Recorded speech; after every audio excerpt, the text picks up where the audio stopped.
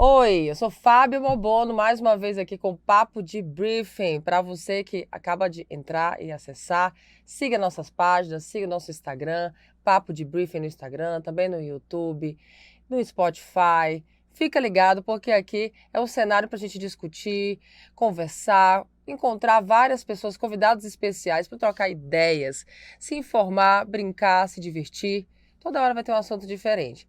E por enquanto, a gente está passando por um quadro muito interessante, convidando algumas pessoas especiais da nossa região, aqui da nossa cidade. E hoje eu estou aqui com ele, que é empresário, extremamente comunicador e que também se lança como pré-candidato à prefeitura da nossa cidade, Imperatriz. Nilson Takashi é um nome já conhecido, Nilson. Olá, Fábio, obrigado pelo convite, parabéns pelo programa Papo de Briefing. Nós que trabalhamos com publicidade sabemos que briefing é o início, né? Para você entender a demanda da informação para aquela dor que você tem que resolver. E nada mais interessante nesse nosso papo. Parabéns pela escolha do nome. Obrigada.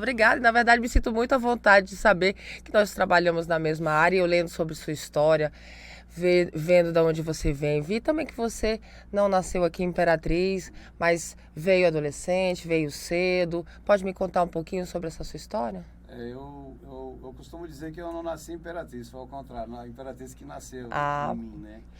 Hein? Eu nasci numa pequena cidade do interior de São Paulo e lá é assim, tenho muito carinho por ela, lógico, na cidade que eu nasci outro irmão meu lá, mas no interior de São Paulo, e especificamente algumas cidades, é como a Índia, sabe? Existem algumas castas, e se você é o filho de uma doméstica com um mecânico japonês. Né, ex-lavrador, você não pode ultrapassar essa medida. Então, era uma cidade muito pequena, ainda é pequena, e não se desenvolveu, então não tinha emprego. Então, eu tive uma infância muito feliz, não posso reclamar, foi muito bacana. Estudei em escolas públicas a vida inteira, né? Estudei até a 8ª série nessa cidade. E sou muito grato, né? A gente tem que ser sempre grato. O meu pai era de uma sabedoria imensa, né?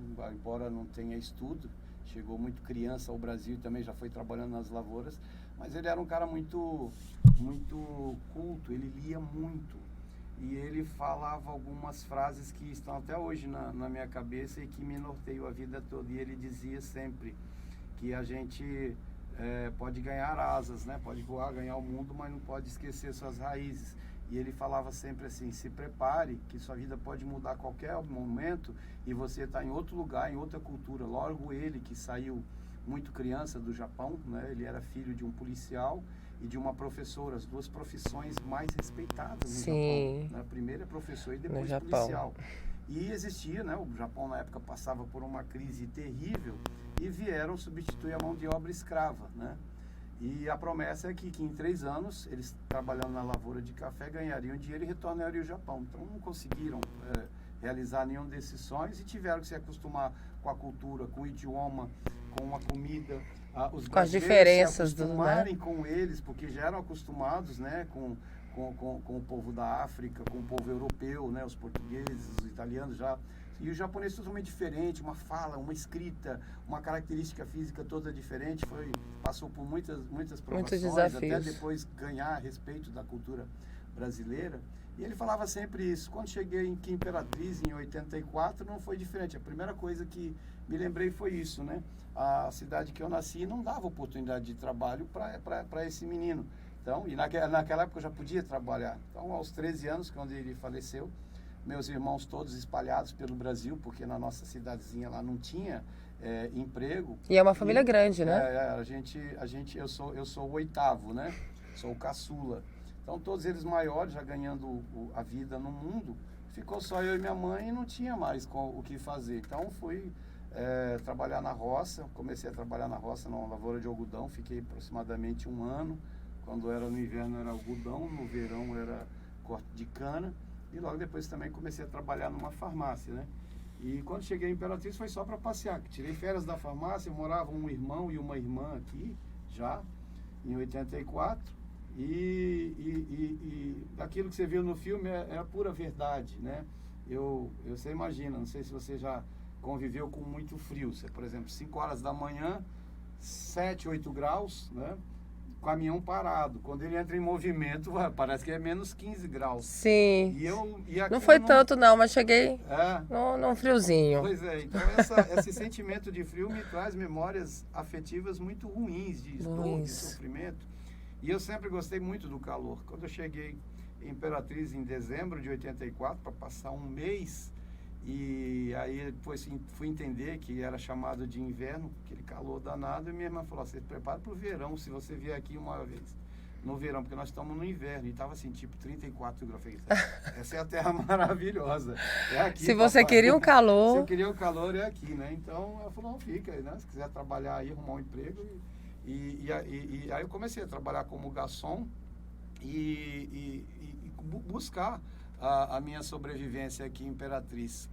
Eu vi que foi uma trajetória longa, cheia de muitas experiências mesmo, porque eu lendo sua história, você passou pela maior parte das empresas bem conhecidas da cidade, Mirante, isso. Trabalhou, você comentou mais antes nos bastidores, trabalhou também com a Canal. Isso. Foi um misto assim, de dedicação e, vou dizer, não acredito na palavra sorte, né? Eu acredito assim, nas oportunidades que foram aparecendo e eu agarrei com unhas e dentes, né?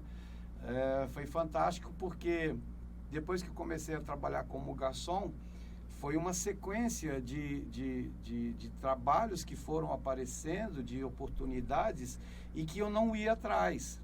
As oportunidades apareciam. Por exemplo, eu trabalhava como garçom e um cara fantástico que me ensinou muito na vida. Não tem um dia que eu não acorde e não faça uma oração para ele. Eu até me emociono porque mudou minha vida. Esse cara que se chama Adalberto Franklin, ele me ensinou boa parte do que aprendi depois do meu pai. E ele viu só desenhos meus ali na mesa do restaurante que eu trabalhava, né? E falou, olha, esse desenho é muito legal, você não quer trabalhar e fazer caricatura, charge para o jornal Progresso? Eu não sabia, não tinha a menor noção, né? E aí ele deu essa oportunidade de fazer o desenho. Seu Sérgio Godinho me contratou para ganhar um salário mínimo para fazer um desenho que eu fazia em 20 minutos, em meia hora no máximo, né? Me mostrou algumas referências de traços de caricatura. Eu me inspirei logo no Caruso, né? Ele mostrou um livro com várias ilustrações. O Enfio, o Angeli, o Jaguar. Grandes nomes. E eu me identifiquei muito com o traço do Caruso, que era mais perfeccionista, embora fosse exagerado o traço carregado. Eu gostei muito daquele traço e parti para aquela linha. E comecei a fazer essas charges. Já lá dentro do jornal Progresso, eu tinha uma mania de ouvir música e comentar como se fosse rádio. Até sonhava, a pessoa, se Progresso tivesse uma FM, eu ia virar locutor. E aí eu essa é a sua área, né? É comunicação, sua área. Eu era muito tímido, né? E a área da comunicação foi ajudando a quebrar isso, né? Aí eu estava lá desenhando no jornal Progresso e chegou o Altair Rodrigues Teófilo, o Cacá, né? Um locutor de Minas Gerais, que veio para colocar a Rádio Mirante FM para funcionar em Imperatriz. Não tinha um FM. Olha aí a oportunidade aparecendo. Quando ele levou o anúncio. Por isso que não é sorte, é a oportunidade. Você está preparando, se preparar para a oportunidade, né? Isso. E aí o Cacá ouviu lá alguém falando sobre o nome da música, horário, Progresso FM agora, não sei o quê, papapá. E ele falou, o que é isso? E o Adalberto falou, não, tinha um doidinho que trabalha lá atrás, que o dia todo ouvindo música e falando, o sonho dele é ser locutor. Eu falei, pronto, vamos levar para fazer um teste lá na rádio. E eu fui para fazer o teste na rádio, passei, né, os primeiros locutores, a primeira equipe da Rádio Mirante FM, com Wilson Alisson, Cacá, Nelsoninho DJ, Sorriso, o Laurinho Barros. Nossa, grandes nomes da nossa região, hein, gente? Grandes caras, Caio Terra. E eu tava, de repente, já num mundo que eu sonhava, mas era muito difícil estar. E aí eu falei, agora eu vou começar a aprender tudo aqui. Vou aprender a editar comercial, vou aprender selecionar músicas e tal. Um ano depois já veio a TV Mirante, né? Que veio a concessão da TV Mirante aqui, a Rede Globo, com equipamentos altamente profissionais para a época, né? Com o pessoal da Rede Globo de São Paulo que vieram para cá para treinar o pessoal. E cada um fazia o seu quadrado. Eu já estava ali na área de comercial, mas se faltasse era um apresentador para o Globo Esporte, opa, tô dentro, né? Ela tem que fazer na rua isso que uma faz matéria, a diferença. opa, me dá um microfone, eu vou lá, né? Eu aprendi os conceitos de jornalismo com outro grande mestre, além do Adalberto Franklin, que foi o Edmilson Sanches, né? E aí também. eles falavam, eu aprendi o basicão. Se você vai dar uma informação, até costumo falar com esses meninos hoje, que estão experimentando essa nova forma de comunicação que fazem os blogs, né? Não dá uma notícia incompleta, né? São 5 etapas para dar uma informação. É quem, como, onde, porquê e quando, né? Então, cumpriu isso aqui, você fez ali, né? Lógico, durante o processo de estudo de jornalismo, você vai se aprimorar, mas se você fizer essas 5 etapas, então precisava fazer uma reportagem, tô dentro, né? Precisava ir ali negociar um comercial. A gente foi pegando todas essas experiências e que foi importante demais para quando eu pudesse montar a minha empresa, eu poderia entender de todos os processos, assim como lá no jornal. Eu não fiquei só desenhando, aprendi a diagramar, aprendi a cortar papel, aprendi a distribuir e até entregar jornal nas casas a gente já fez. Quem me lembrou um dia desse foi o Brandão, um vizinho aqui do estúdio, e ele falou dessa situação, ele lembrava disso. Olha, isso foi em 86 para 87. E o Brandão se lembrou disso, coisa que nem eu lembrava, né? Que eu voltei, trabalhava de garçom à noite e durante o dia ia para o jornal. E cheguei num domingo pela manhã e fiquei triste, né? Tinha 2 bicicletas cargueiras cheias de jornal para entregar. E o Brandão lembrou que ele estava lá pegando o jornal dele bem cedinho, com o Adalberto Frank terminando de imprimir. Nessa época ficava até cedo. E aí eu peguei uma das bicicletas nesse jornal, não vou ficar aqui não, vou entregar. E saí eu e um cara para entregar, olha que legal. O Brandão lembrou dessa história e eu ficava na memória, quem será esse outro cara? Logo depois, um amigo meu, o Celso, né, russo, que é um policial hoje, ele lembrou ele me chama de Tchê, né, ele, por causa dos olhos claros e meio japonês, ele achava que eu era gaúcho, somos amigos há quase 40 anos. E o Celso falou, Tchê, você lembra o dia que a gente entregou o jornal, cara? Eu falei, bicho, acho que eu entreguei só 1 ou 2 vezes, né? Não queria ver os jornais ali, e eu tinha feito um desenho muito legal, queria que as pessoas vissem. E aí, pois é, cara, a gente entregou, e lembra que a gente saiu, você estava trabalhando de noite toda e sem comer, e a gente parou numa casa, olha, não façam isso, não repitam isso, coisa de adolescente, viu? Eu tinha 18 anos. E a gente parou numa casa, e era comum naquela época, as pessoas pedirem o pão e o leite, e ficava na frente da casa. Sim, isso eu me recordo, eu me recordo disso. Passamos numa casa que já estava assim uns 4 litros de leite e uns 4 pães. Ué, alguém está viajando, né? Ah, vamos pegar um desse aí. Pegamos um ali, rachamos o pão, 1 litro de leite e fomos embora continuar a entrega. Não façam isso. Né? Eu só acho que hoje não tem mais, hoje né? As pessoas não hoje colocam não mais o mais. leite em cima do muro. É muito legal, né? Uma inocência, uma ingenuidade que existia muito. na época, né? E aí eu falei, pô, caramba, uma semana depois que o Brandão lembrou esse fato, o Celso também lembrou como que as coisas se conectam, né? Então, aí foi televisão, fui aprendendo tudo que eu pudesse, né, desse meio, com grandes mestres que a gente trabalhou, sou grato a todos eles, o que eu poderia ganhar de conhecimento, os livros que eles indicavam para ler sobre a profissão. Eu estava dia desses falando com um amigo que falou, cara, você tocou em alguns pontos ali de alguns livros extremamente técnicos e profissionais e que na época eram caros, né? Estou falando aí de 87, 90, 89, 90. E como é que você conseguiria comprar esses livros? Que não são livros, são livros profissionais, até que você não achava na biblioteca e não tinha Google, né? Aí ele falou, eu me organizava com um planejamento em que eu fazia o seguinte, eu ganhava um salário e meio ou 2, então eu me programava, nada de farra, nada de cachaça, nada de cerveja. Esse recurso aqui, eu não posso passar fome. Então, desse aqui está guardado para pagar meu aluguel, uma parte aqui para eu não passar fome. Então, eu preciso de quê? 2 pacotes de arroz, 2 latas de óleo, 15 latas de sardinha, 15 de feijoada e 15 daquelas. Pronto, tá aqui. Se acabar qualquer coisa, tá aqui.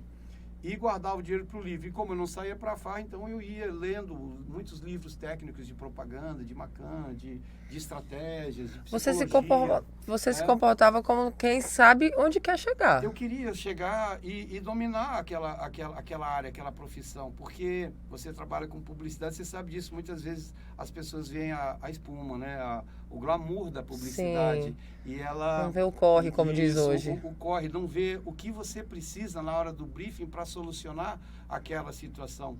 E sempre eu fui muito ético com os clientes que trabalhei, porque eu não queria o resultado imediato. Você sabe, você anuncia aqui, ganhou a comissão, embolsa ali, seu cliente, se ele conseguiu pagar a fatura lá e trouxe resultado. Eu nunca pensei dessa forma. Eu sempre fui uma pessoa que busquei a longevidade dos negócios, né?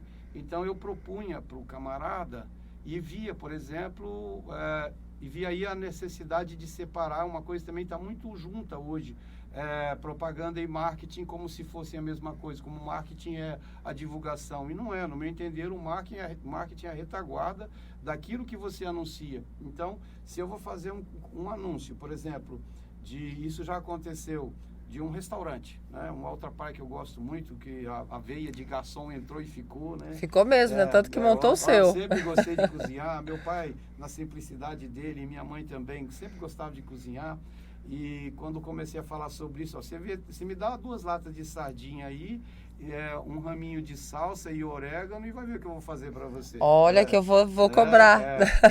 Eu vou fazer uma Gostei da ideia. Eu vou fazer, então assim... Quando eu anunciava no briefing, né, o meu cliente, olha, eu estou com um restaurante, a estrutura é legal e eu quero anunciar para encher de pessoas, né, e o meu negócio. Falei, tá bom, eu posso fazer essa primeira etapa de encher de pessoas. Agora, você vai atender a experiência deles com excelência. Eu acredito que teu prato não está legal e aí você tem que ser duro, você tem que falar a verdade. Sim. Não é para agradar o cliente. Olha, acho que você devia aprimorar o prato, você pode dinamizar o teu resultado, você está com muita gente, muita mão de obra, você tem como dinamizar isso, você tem como tornar o seu ambiente mais atrativo, mais acolhedor, com mais pertencimento. Transformar a experiência desse cliente dentro do seu negócio, né? Ele não vai no restaurante só para comer, ele vai para confraternizar com a mulher, com a família, com os amigos. Né? E cada dia isso fica mais claro, né? Isso, para fazer negócios dentro de numa mesa de restaurante. Então, eu também tinha a necessidade de entender dessa parte do negócio. Sim. Né?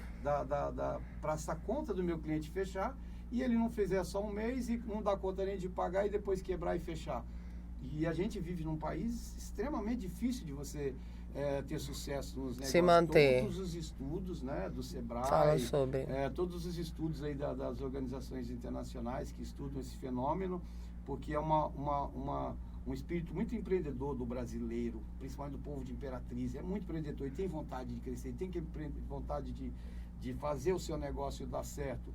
Só que o risco é muito grande, né? Os dados dizem que a cada 10 empresas que abrem, 8 fecham em menos de 2 anos com grandes dívidas, talvez por falta desse preparo.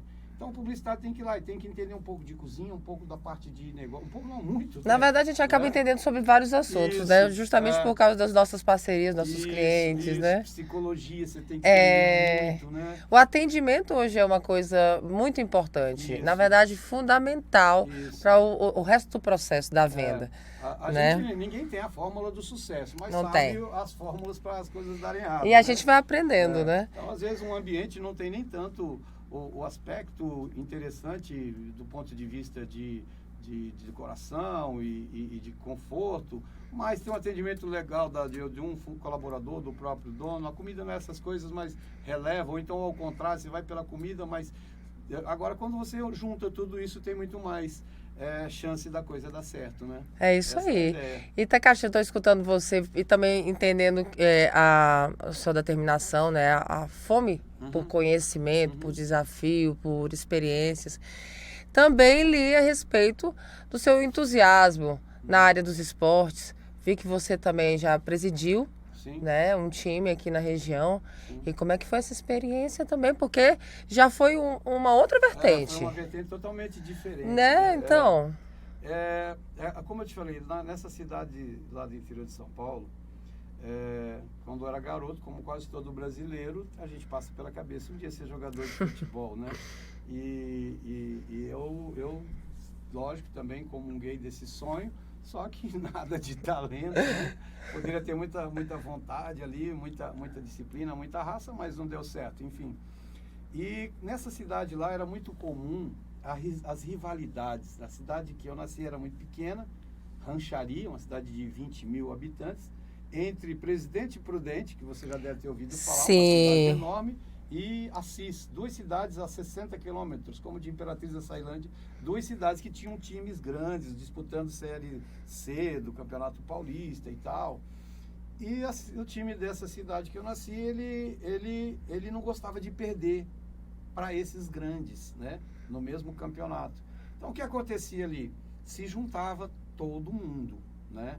O cara que tinha um açougue, ele dava a carne pro time almoçar, o que tinha farmácia dava um remédio, então, e eles vibravam muito com aquilo, era um pertencimento muito grande que tinha, sempre achei isso muito bonito. Quando cheguei em Imperatriz, gostando de futebol, como eu te falei, cheguei em dezembro, meu irmão me recebeu na rodoviária junto com meu cunhado, e a primeira pergunta que eu fiz, gosto de futebol, tem time aqui na cidade?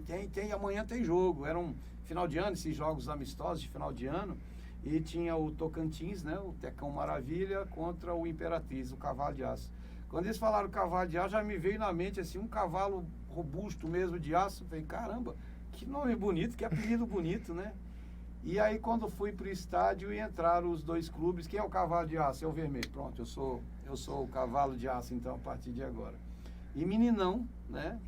Fazia todo o esforço para estar presente nos jogos, né? E aí, em 2002, final de 2002, o presidente William Marinho, né? Um grande abraço, né? Ele está muito debilitado, está doente hoje. E ele era presidente do time e contra o Santa Inês, nosso time perdeu de 11-0. Era um jogo no domingo pela manhã, na época que tinha aquele negócio do nota na mão da governo Rosiana, comprava, trocava nota fiscal por ingresso. Eu peguei meu filho Yuri na época, devia ter, sei lá, uns 10 anos de idade, e fomos ver o jogo, né? Eu tinha participado pouco tempo antes, em 2000, da reestruturação do time, né? O Humberto Castro assumiu, chamou a gente para ajudar e nós criamos esse novo emblema, né? Que tem do cavalo de aço empinado lá, foi nós que criamos. Foi trocado a razão social e o CNPJ e chamava SAI, Sociedade Atlética de Imperatriz, que eu sou apaixonado até pela história de Imperatriz, de todos os fundadores, que era o primeiro sindicato dos arrumadores de Imperatriz, presidido pelo seu Severino Silva, e aí virou Sociedade Atlética Imperatriz, profissionalizou em 80, e eu ficava maravilhado com aquele negócio do time ter uma torcida tão apaixonada, mas as pessoas não ajudavam, os empresários, né? Não tem aquela sensação que você teve outrora, né? De colaboração. Isso. E eu fui fazer a minha parte em 2000, colaborei no que pude. E aí em 2002, nesse jogo que perdemos vergonhosamente de 11-0 para o Santa Inês. Uau. E aí eu já tinha alguns amigos militando ali na imprensa esportiva, né? E eu propus num programa de rádio lá que a gente unisse as empresas, as pessoas que gostassem do time, para a gente ter uma reação e fazer. E aí eu fui desafiado ali naquela época, se você acha que pode fazer, então assume aí, entra no time aí. Eu, como não tinha experiência, em 2003 aceitei o desafio e convidei Eduardo Queiroz, que já mexia com futebol amador, foi campeão naquela época com futebol de salão, então eu não entendia. Falei, Eduardo, vem, a gente toca aqui, vamos começar a trabalhar e tal. E graças a Deus, em 2003 foi um laboratório, eu assumi como vice-presidente. A gente chegou na final de um campeonato de primeiro turno, já mudamos a forma como o time se apresentava. E aí ele abandonou a presidência no final do ano 2003 e em 2004 eu falei, vamos lá. Eu vou assumir como presidente mesmo. Ele tinha renunciado, assumi a presidência e fiz uma promessa ali, que eu ia fazer esse time ser campeão em menos de 3 anos para dar alegria para essa cidade e um presente que eu também ia dar para essa cidade que me acolheu, que me abraçou, né? E graças a Deus, Deus foi tão bom, Deus foi tão generoso que não precisou os 3 anos, em 2 anos nós conseguimos fazer o time ser campeão, representar, jogar em outros e se não me falha a memória, o primeiro, né? Foi o primeiro título. Foi uma experiência maravilhosa e graças a Deus a gente saiu sem dever ninguém, colocamos todas as contas em dia, porque estourou tudo na minha mão. Todas as dívidas desde 87 estouraram na minha mão, mas graças a Deus a gente conseguiu.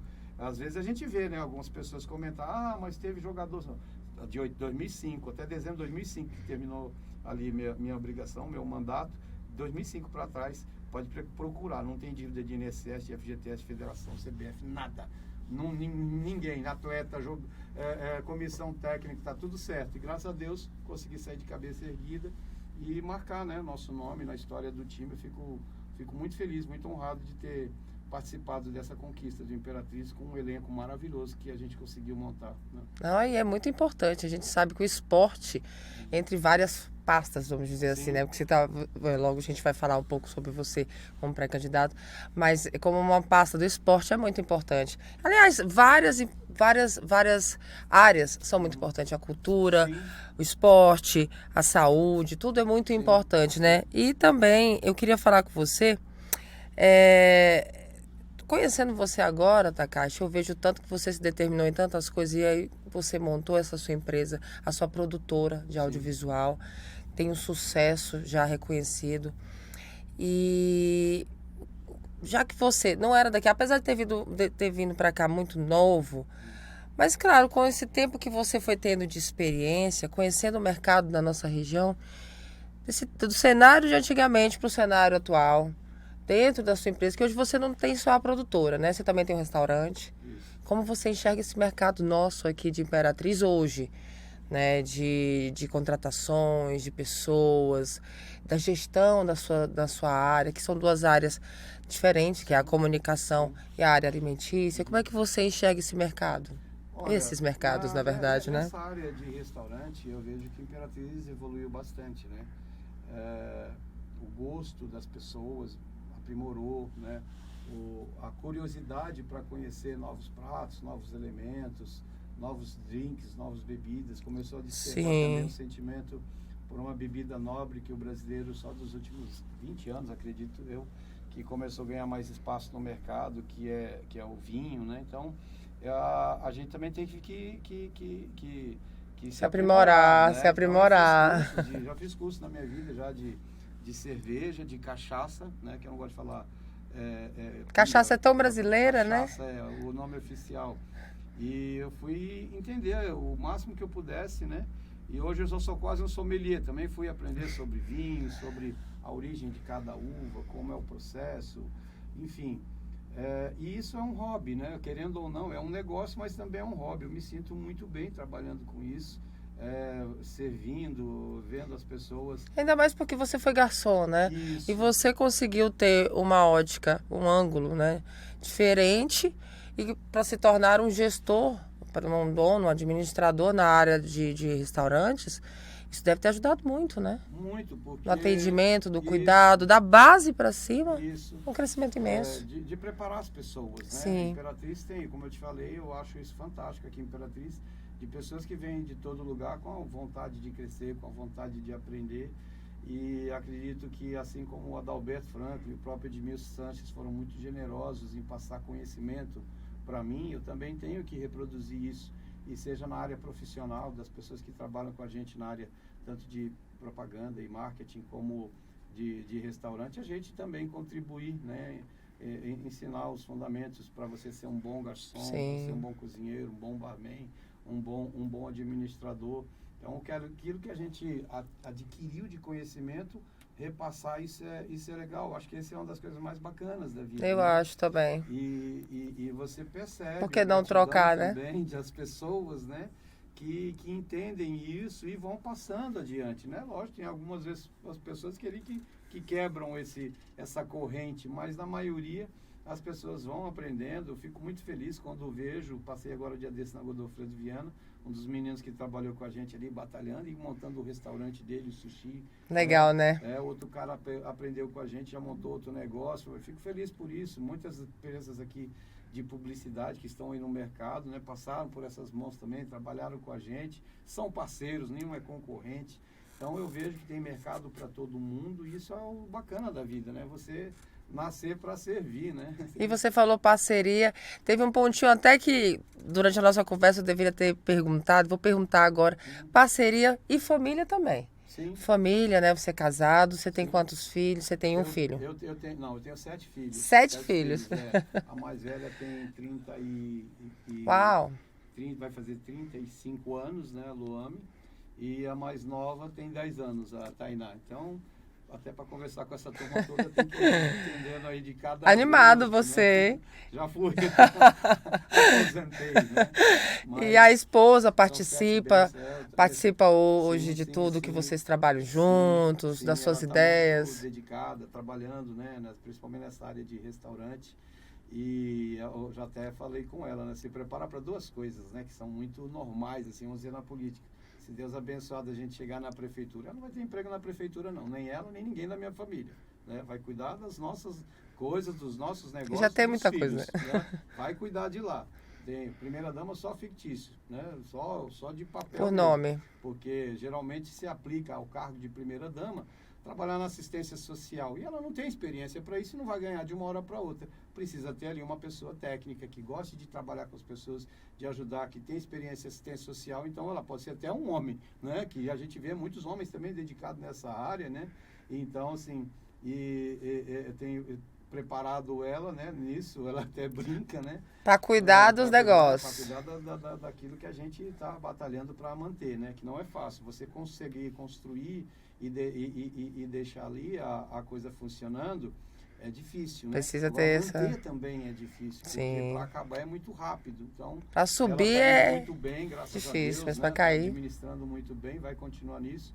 E a outra parte também que falei com os meus filhos, que eu tenho também 3 filhos, em idade escolar do ensino fundamental, né? Que vai do 1º ao 9º ano.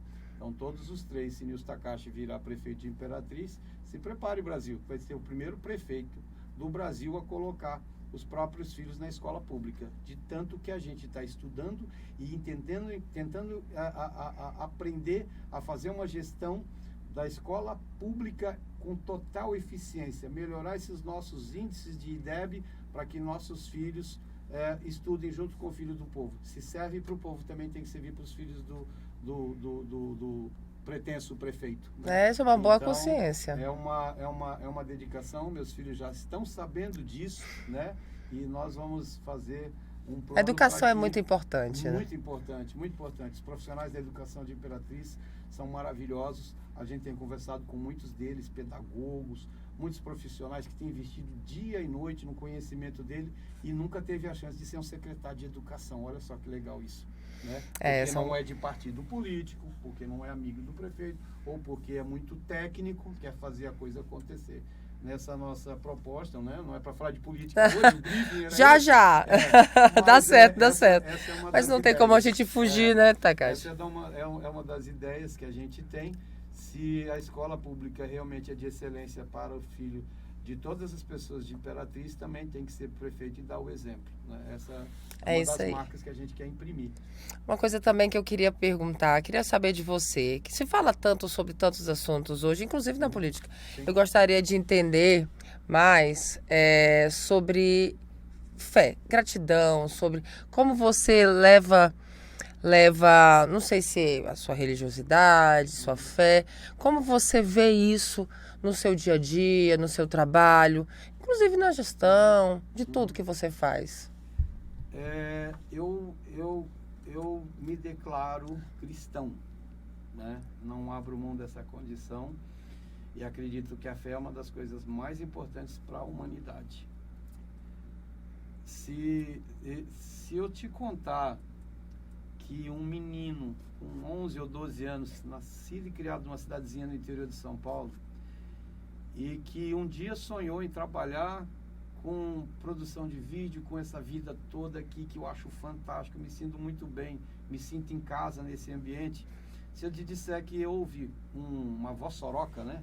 Teve aqui em Buriticupu. Sim. E aquele filho do mecânico que nunca sabia nem que era entrar num restaurante, não sabia das coisas boas da vida ali, criado com muita dificuldade, né? teve uma Vossoroca nessa cidade que eu nasci, abriu uma fenda, um buraco enorme na cidade, que tem até lá até hoje, chamado Buracão. E foi para lá. Nada mudou até hoje. Não, esse buracão ainda está lá.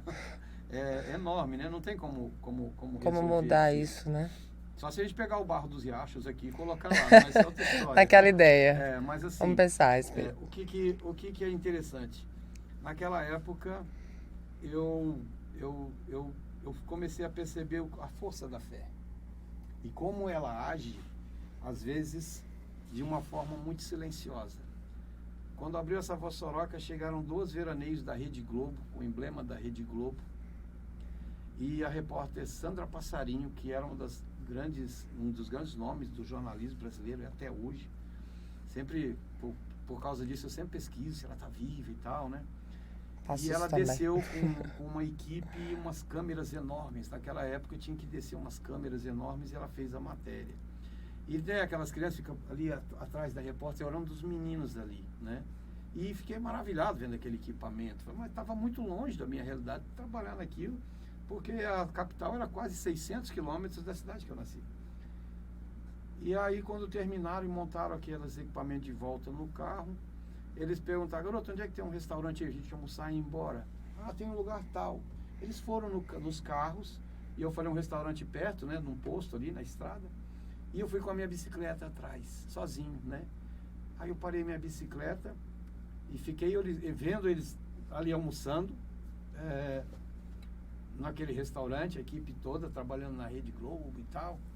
E eu fiquei olhando eles e falei: caramba, eu tenho vontade de trabalhar com isso, mas tá longe, né?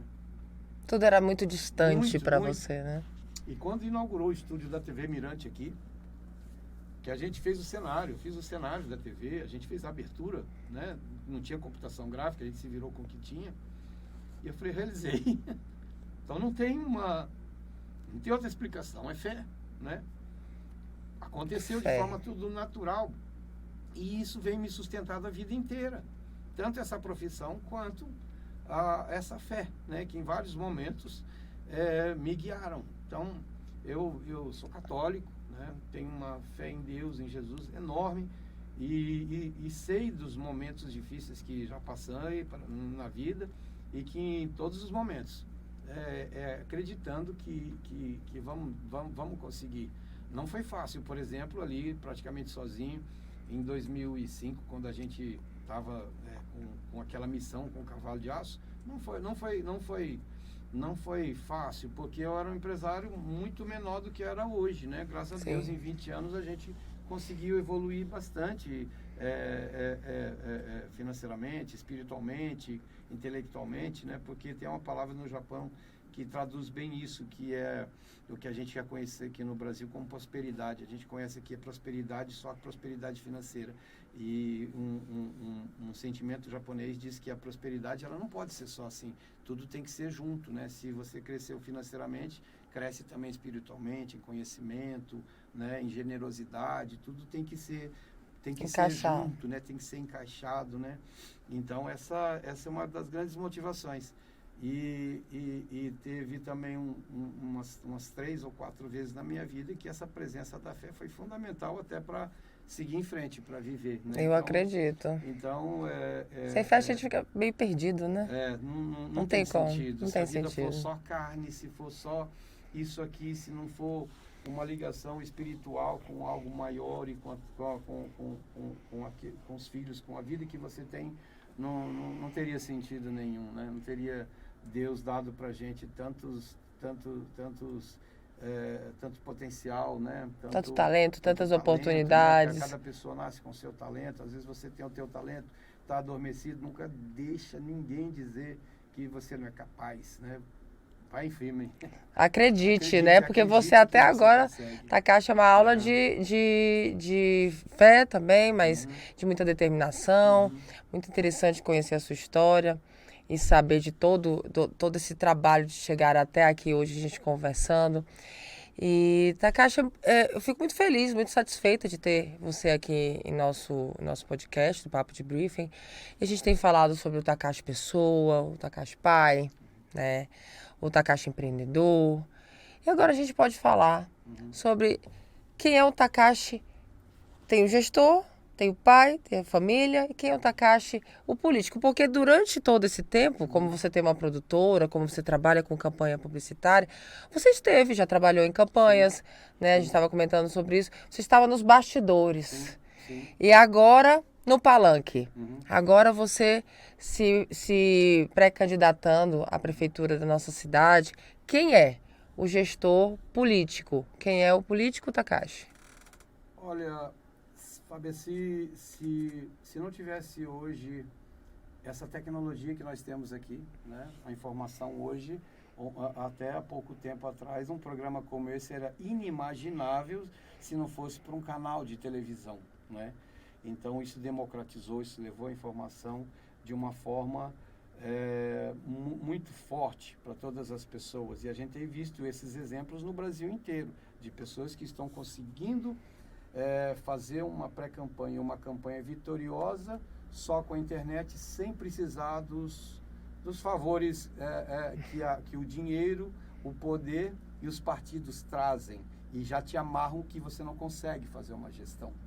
Então, as pessoas que conseguiram fazer isso sem essas amarras estão conseguindo imprimir um novo ritmo de gestão, uma nova forma de fazer a política acontecer e chegar até a pessoa que paga imposto, que sofre as dores, que se decepciona e vê o outro lado, quando isso é tirado do meio do caminho e chega para essas pessoas. São vários exemplos, né? O próprio Sérgio Meneghelli, que se tornou um grande amigo meu, prefeito lá de Colatina, já veio 2 vezes aqui. Tô pegando muita dica com ele, tô buscando essas referências, essas informações.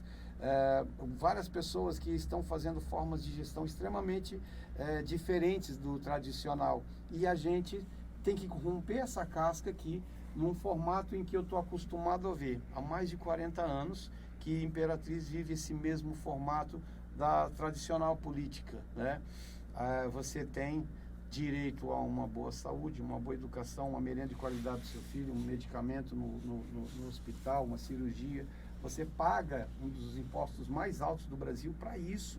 Só que isso acaba não chegando, você tem que trocar isso. Aquilo que já é seu, você tem que trocar. Às vezes com um vereador, com um deputado, porque o filho aprendeu com o pai aprendeu com o avô lá atrás, que ele ganhava chamava na época sacolinha, né? A sacolinha do Davi, com alguns mantimentos ali, depois deram uma sofisticada no nome, cesta básica.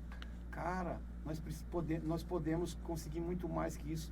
A gente vê geração a cada geração que não está conseguindo se preparar para o mercado de trabalho, se aperfeiçoar. E eu não estou falando de coisas muito técnicas, não. Não estou falando para virar engenheiro, mecatrônica, não estou falando de programador. Não precisa ir muito longe, não, né? Para que você seja um bom profissional naquilo que você se propôs. Se é um garçom, seja um bom garçom. Se é um bom cozinheiro, seja um bom cozinheiro. Aprenda. E o processo político pode passar por isso. A própria prefeitura mesmo pode criar os mecanismos para isso, para trazer as pessoas, para que você tenha excelência no seu trabalho, você aprender a trabalhar com estética, com cabelo, com costura, e ter a dignidade do seu trabalho e se sustentar e sustentar seus filhos, sem precisar ficar nessa troca. Eu gosto de comparar muito isso. A pessoa chega ali num vereador ou num deputado e conseguiu uma consulta ou conseguiu uma cirurgia, mas aquilo você já tem direito. Aquilo já é seu. Se não for dividido com as pessoas aí de toda a região, que Imperatriz tem que carregar o Maranhão nas costas, esse interior do Maranhão nas costas, sobra para você que é daqui de Imperatriz, né? Então eu costumo comparar isso como um funcionário de um caixa de banco, por exemplo, né? Se eu estou lá na fila, eu não estou no caixa eletrônico, eu estou na fila e tem um cara lá no caixa do banco e eu tenho lá R$1.000 para sacar. Eu falo, eu quero sacar o dinheiro, está aqui minha identidade, aqui assina, o cara me dá o dinheiro, eu falo, agora eu vou votar em você, viu? Você é muito amigo, você é gente boa, você... Não, ele já te deu aquilo que é seu, né? Então eu comparo muito com esse tipo de situação. Então é preciso que as pessoas entendam que mudando a forma de gestão, mudando a forma de você governar, vai sobrar os recursos para que você faça isso. E a gente vai apresentar. Tá, já começamos a apresentar alguns modelos de gestão que fazem para que aquilo que é seu chegue com dignidade e com respeito na sua mão. Porque o modelo tradicional a gente viu que não funcionou. Nem o básico de ter uma pavimentação decente, feita com planejamento na porta da sua casa, para que você não corra tanto risco de não saber o que é água, o que é buraco, e quebrar uma perna, ver a óbito, igual tem acontecido, uma total falta de respeito, porque não houve planejamento. Então, não teve profissionais adequados, preparados para cada uma daquela função. Eu acredito que se a coisa é para acontecer, tem que ser com quem entende, né? Eu falei dia desses, eu tenho um grande convívio, né? Muito bom do tempo que trabalhei com futebol, tenho amigos até hoje, né? Que trabalharam com a gente, estão em outros lugares, trabalhando ainda com futebol. E eu fiz amizade ali na época com um dos roupeiros do Imperatriz, gente boa pra caramba, um cara muito legal, né? Divertido, meu amigão. Só que não é por isso que eu ia colocar ele para ser o goleiro. Eu tinha que ter um goleiro ali confiante, um goleiro preparado, treinado. Rodrigo Ramos, grande abraço, meu goleirão, meu paredão. Então, assim, eu não podia pegar o meu amigo só porque é seu amigo. Alguém colocou ele ali para um trabalho de tanta responsabilidade. Então, é mais ou menos isso que precisa em cada parte de uma administração técnica, profissional, vai colocar gente que saiba trabalhar e que também não seja só por dinheiro, né? Que seja também por paixão por essa cidade, por dedicação, para fazer as coisas acontecerem, né? Como eu te disse mesmo, a gente bolou o nosso plano de educação, que logo você vai conhecer, um plano de governo de educação para melhorar índices de DEB, melhorar a vida desses mais de 44 mil alunos da rede pública do ensino fundamental de Imperatriz, para que isso chegue lá na ponta com mais qualidade. Tem gente que se preparou, é pedagogo, é professor, já estudou muito sobre gestão pública, mas não tem oportunidade, porque não é amigo do prefeito, porque não é de um partido. Não... Então, você culparia isso também a falta de, ou, na verdade, a falta de consciência ou uma cultura atrasada, se arrastando na mesmice, no mais do mesmo? É aquela fome com a vontade de comer que vem acontecendo, né? Cada vez porque é uma cobrança, né? Há uma cobrança, as pessoas cobram isso. Essa cobrança das pessoas, né? E aí muita gente se contenta ali com o pouco que chega, né? Sabendo que pode ter mais. Mas o que está acontecendo com esse mundo fabuloso da internet? Eles estão vendo que as coisas estão acontecendo muito boas e muito próximos em algumas cidades que romperam esse sistema, né? Então eu andei com o Serginho Meneghelli aqui em alguns bairros, andei no Calçadão e vendo as pessoas, pô, como é que você conseguiu fazer aquele trabalho na sua cidade? Que coisa bacana aquilo, né? Vem ser prefeito aqui. Aí ele fala, não, estou com a caixa aqui, né? E a gente apresentou para ele uma parte desse plano de governo, dessas ideias, e ele ficou maravilhado, né? Tá também aí com a gente nesse projeto. A gente sabe da dificuldade de quebrar esse paradigma, quebrar essa forma tradicional de se fazer política do toma lá da cá. Mas Imperatriz tem a coragem. Não basta só acordar, não, né? Quando você acorda de manhã e continuar deitado, não adianta. É preciso acordar, levantar, lavar o rosto e falar, ó, vamos cuidar dessa casa aqui, vamos procurar outro jeito de fazer as coisas, porque o modelo até agora não deu certo. E a gente começar a entender e buscar outras informações de que pode ser feito diferente, né? Eu não posso admitir que uma senhora de 72 anos, igual eu vi dia desses que eu falo há 3 anos, quando a gente começou a procurar resolver essa situação, uma senhora de 72 anos com uma neta de 14 na calçada de madrugada, serenando para pegar no outro dia, se der sorte, uma guia de papel para fazer uma consulta. Eu acho isso extremamente desumano, eu acho isso extremamente arcaico, passado. Se a prefeitura consegue tirar o dinheiro do seu bolso, da sua boca, da sua mesa, com tecnologia, lá na Zona Azul, 1 minuto que você deixou seu carro estacionado, 1 hora que passa ali pelo radar, multa, tira dinheiro do teu bolso.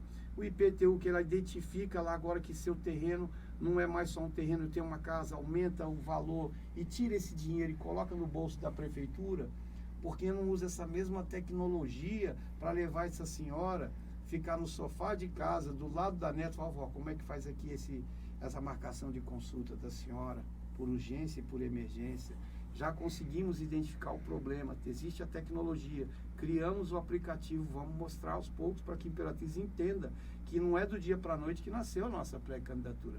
Nasceu há quase 4 anos, tem um monte de gente de Imperatriz, filhos de Imperatriz, que nasceram aqui ou que são adotados por Imperatriz, que estão participando e estão ajudando a construir isso, sabe?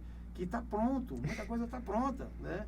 E você começar a entender que a gente pode sim fazer melhor, pode fazer um trabalho decente que te traga dignidade. Então, aos poucos, eu sei que é muito difícil acreditar em político. Eu sei, eu saí do conforto da minha casa, do meu sofá também, que eu não estava mais tolerando como cidadão também, que eu ando nas mesmas ruas que todo mundo. Eu preciso usar muitos serviços públicos, eu preciso ter dignidade, eu preciso também ter segurança. E quando a gente fala segurança, não é só ter um guarda que vai te proteger, é uma rua mais iluminada, com menos buraco, para o cara não sair ali e te assaltar e colocar a sua vida em risco. Então, a gente vem criando com muita gente boa, que ama, igual tem tanta gente que ama essa Imperatriz, que está com a gente e acreditando nas nossas ideias, acreditando, porque a gente tem o sonho, tem a ideia, mas mesmo que eu não tenha a capacidade de executar, eu não posso ter medo de ter gente mais inteligente do que eu e mais preparada, e estão juntos nesse projeto e conseguimos já colocar muita coisa para andar, né? E eu gostaria que você não se jogasse a esperança, porque de uma forma ou outra alguém vai te governar, né? Platão disse há mais de 1.300 anos, ele disse que se você não gostar, olha, 1.300 anos mais ou menos, né? Ele disse que se você não gostar de política, se você se isentar de política, você vai ser dominado, você vai ser mandado por alguém que é apaixonado em política. Então, é hora de acordar, levantar, lavar o rosto, bater essa poeira aí e procurar os melhores caminhos. Tem muitas pessoas que são pré-candidatas, todas são legítimas na sua defesa das suas ideias, mas procura quem tem ideia. Não é só chegar aqui e contar uma historinha, eu sou bonitinho, eu sou honesto, eu sou legal. Não, vamos conhecer. Começa a entender como é que você vai fazer isso. Você que tem uma filha e vai entregar a mão dessa filha para casar, você vai chamar o cara, né? Ei, qual a sua intenção com a minha filha? Você vai conseguir sustentar, você não vai bater nela, você não vai maltratar, como é que você vai pensar no futuro dessa minha filha aí? Então é mais ou menos, Imperatriz só tem uma diferença, ela não é filha, é uma grande mãe que abraça todo mundo, que acolhe todo mundo, e está na hora agora da gente retribuir isso também, porque eu não conheço uma cidade, eu viajo muito, graças a Deus, uma das minhas paixões é viajar, viajei já muitas partes do Brasil e do mundo, ou a trabalho, ou a lazer, e não tenho a menor dó de gastar dinheiro em viagem, porque quando você vai numa viagem, você volta muito mais enriquecido. Viagem é muito bom. De cultura, de gastronomia, de história. De tudo, traz também, né? E a viagem, ela te ajuda a enxergar outros cenários. Isso. E de repente comparar, trazer o que é bom, ver o que não funciona, né? Isso. Eu acho que isso ajuda muito a construção. Essa é uma das maiores construções do ser humano, é quando os povos começaram a viajar, né? Quando começaram a atravessar continentes e viajar e buscar conhecimento. Então, vai lá, procura a história dessa pessoa, o que ela entregou na vida dela, se ela é capaz de executar aquilo que está se comprometendo, que não basta prometer, tem que se comprometer e fazer com que essas ideias venham a fluir realmente numa gestão pública de excelência e de qualidade. É isso aí, Takashi, é isso aí. Olha, eu desde já quero agradecer muito a sua presença aqui no nosso Papo de Briefing. Falamos sobre muitas informações, né? Foi bom conhecer você, sua história, sua família, seu trabalho. O nosso programa aqui, nosso podcast, ele foi feito justamente para isso, porque todos os cenários das campanhas políticas, em todas as conversas, nós vamos ter oportunidade de conhecer muitos projetos, muitas ideias, mas o que a gente quer que as pessoas também tenham interesse em conhecer você como os outros pré-candidatos, quem são vocês por trás de um palanque, por trás de uma promessa, de um comprometimento que seja. Sim. Conhecer de onde nós viemos, né? Sim. Porque isso é muito importante, os valores, enfim. Então esse é o nosso projeto. Eu desde já te agradeço muito. É uma satisfação para mim, para toda a nossa equipe aqui, tê-lo aqui. Eu desejo que dê tudo certo, que na verdade a nossa região consiga analisar todos os pré-candidatos de uma maneira mais consciente, né? E é isso. Antes da gente se despedir, se você ainda tiver alguma consideração para fazer, fique à vontade. Bom, primeiro eu só queria lembrar as pessoas que é preciso, né, se politizar. A política está em tudo. Falar que não gosta de política não adianta. Política está em tudo. Na gasolina que coloca na sua moto, tem política ali, tem imposto adicionado porque um político autorizou. Na caixa de fósforo que você compra, tem uma taxa maior da fábrica que ela saiu até chegar aqui, teve um monte de política de impostos e de leis ambientais para chegar até na sua mão. Então não pode se ausentar. Falar que não gosta de política não vai nos levar a nada. O que precisamos colocar é pessoas que estejam realmente comprometidas. E também parabenizar a iniciativa de vocês, viu, Fábia? Parabéns pelo programa, pelo projeto, que Deus abençoe, que seja sucesso sempre, né? Maravilhoso estar aqui, foi muito legal, obrigado pelo convite, foi bem leve, né? Que bom. Que não vai ser assim durante toda a pré-campanha, a gente sabe, né? Mas está muito legal o formato. Gente, mais um Papo de Briefing que encerra aqui. Com a graça de Deus, uma conversa muito boa, muito legal, mais um pré-candidato. Analisem todos os nossos vídeos, sigam as nossas páginas. Eu agradeço a sua atenção. E logo mais, a gente está de volta, tá bom?